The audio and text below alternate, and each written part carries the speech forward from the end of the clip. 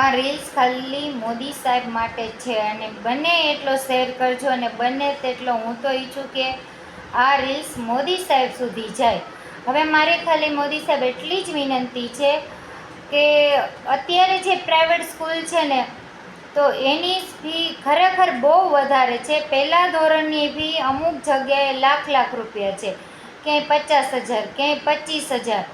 હવે તમે વિચારો કે અત્યારે કોઈને 2 બાળક પોસાતા જ નથી, કેમ કે મોસ્ટ ઓફને આપણે કોઈને પણ પૂછીએ ને કે 2 બાળક તો હોવા જ જોઈએ તો એક જ સવાલ કરે કે 2ને ભણાવી શકીને એવી કેપેસિટી જ નથી.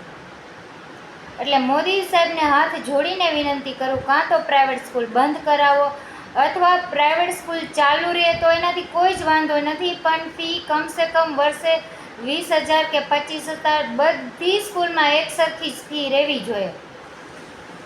પ્લસ બધી સ્કૂલની બુક્સ પણ એક સરખી રહેવી જોઈએ. હવે આ સ્કૂલમાં આપણને કંઈ પણ પ્રોબ્લેમ થયો, દૂર પડે છે કે આપણે ઘર ફેરવવાનું થયું તો બીજી સ્કૂલમાં બેસાડવું હોય ને તો બુક્સ પાછી, ભલે પહેલા જ ધોરણમાં બાળક હોય અથવા 6ઠ્ઠા ધોરણમાં બાળક હોય, પણ એ બુક્સ પાછી આ સ્કૂલે ન ચાલે.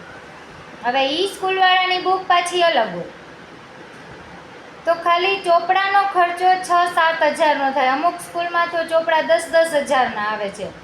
આ હકીકત છે. તો સામાન્ય માણસને આનાથી બહુ તકલીફ પડે છે. પ્લસ આપણે કહીએ ને કે ગમે ત્યાંથી બુક સ્ટોર પર આપણે લઈ લઈએ, ના એવું ન ચાલે. સ્કૂલના ટીચર કહે ને ત્યાંથી જ બુક લેવાની, પાછી મળે એક જ જગ્યાએથી. એટલે મોદી સાહેબ, હું એવું કહેવા માગું છું, જેવી રીતે એરિયા વાઇઝ આંગણવાડી છે ને એવી રીતે એરિયા વાઇઝ તમે સરકારી સ્કૂલ બનાવો અને ઇંગ્લિશ મીડિયમ અને ગુજરાતી મીડિયમ બેય બનાવો.